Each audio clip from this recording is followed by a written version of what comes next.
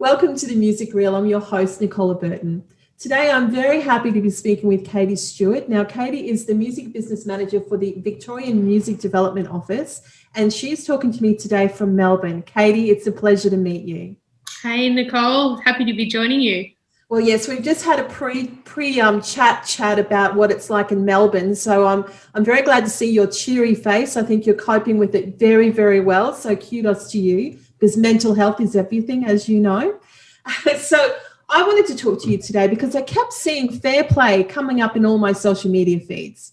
I thought, what on earth is this? So I checked it out, and the Victorian Music Development Office, never heard of you guys before, love your website. My goodness, it's like a gold mine of resources. So I thought perhaps if I haven't heard of you, a lot of people won't as well. So I'd love you to introduce what you guys do, and then perhaps talk about how the Fair Play program came about, and I guess the value of it doing now with, I guess, this decimation that we're all facing. Yeah, sure. Yeah, it's not that much of a surprise that you haven't heard of the Victorian Music Development Office, because we are, a state-based project. We're actually a project of Creative Victoria, and we're delivered by Music Victoria, which is our state peak body, and they've been around for 10 years. So essentially we operate within Music Victoria, but we deliver projects specifically to benefit Victorian music businesses. And what we do is a range of different things that, look to identify areas that, your micro and small businesses in the industry could do with assistance with, where do they want to upskill? How can they better connect with their peers in the industry and with key international contacts? What research is beneficial to industry that we can look to deliver. Projects like that sort of make up what the VMDO do, essentially. And the Fair Play program that you mentioned is one of our most recent programs that we developed with Diversity Arts Australia earlier this year. It's a adaptation of an existing program that actually came about through Diversity Arts Australia and Creative Victoria, formulating a program to benefit arts organisations and look at their diversity and inclusion practices. And the VMDO and Music Victoria actually undertook that program. We were one of the participating organisations to take part in that. And what that program did is it took you through a whole bunch of workshops and very in-depth and specialised business planning to take a look at, where we currently sat in terms of our equity and inclusion practices and where we wanted to go and where we could improve. So basically, through that program, it became quite clear to us that commercial music businesses would certainly benefit from undertaking a similar program. And so what we did was we went to Diversity Arts Australia and said, how can we bring the benefits of fair play to the music industry? And we've essentially sort of made a streamlined version of that program for music businesses in Victoria undertaking it at the moment, and that's Mushroom Group, Unified Music Group, Untitled Group, and White Sky Music.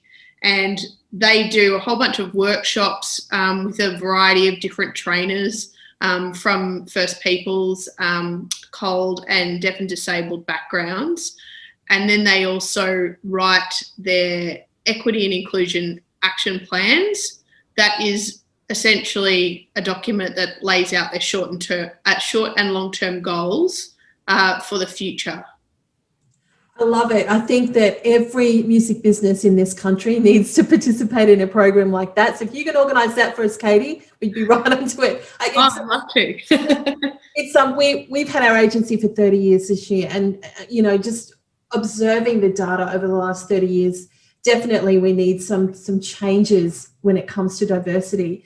and it's how you match up your practice with what the market can tolerate. So I think that's wonderful. So I'm really happy to hear about that. But like I said before, going through your website, wow, I love the COVID-19 resources. These guys, I'll put the link in it. It's fantastic. But I did stumble across your other program that just was completed. So what's it called? Victoria's Digital Creator Program. Now, obviously, we as an industry need to future-proof. And digital is going to play a part in how we actually not just survive, but we evolve.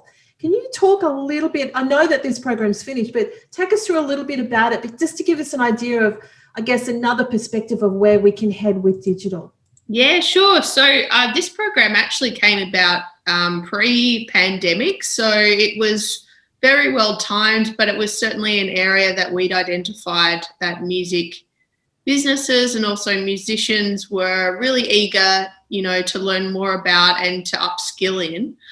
So there's a fantastic business called Changes Studios that do a whole bunch of creator, like content creation type workshops and programs. And they're, extremely well versed in YouTube, which is an area that obviously the music industry is, very in touch with, from, you don't put out a music video without uploading it to YouTube, but there certainly is a bit of a gap in terms of how music industry and musicians engage with YouTube content and, building an audience through that platform, because it can, be a fantastic way to, to build on your music career. And then obviously we've also seen particularly lots of international stars, build their careers through YouTube to begin with. So we partnered with Film Victoria and Changes Studios to create a series of workshops that go through YouTube and certainly different levels for different skill sets around how far people are along in their content creation journey, but there were workshops that spoke specifically to music creators, and then there were workshops that really can apply to a whole bunch of creators around, how best to engage with, the setup of your channel in terms of how you're tagging and, getting the best thumbnails for your videos and all that kind of detail that actually makes a real difference to people's YouTube channel and improve sort of the way that you're viewed in the algorithm.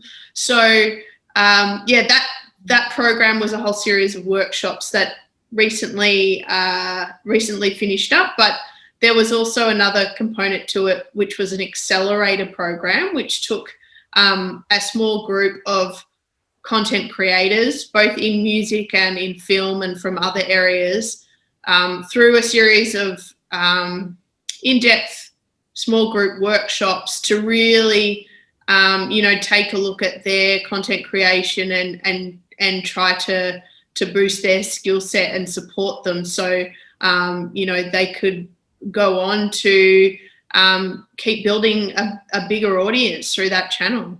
Oh, I love it. And I think we need more of this, Katie, because the hardest thing for a lot of the artists that we work with is how do you create that content? And then how do you actually get it out there? And just to hear that you're running programs like that, well done. It is so much needed in our industry.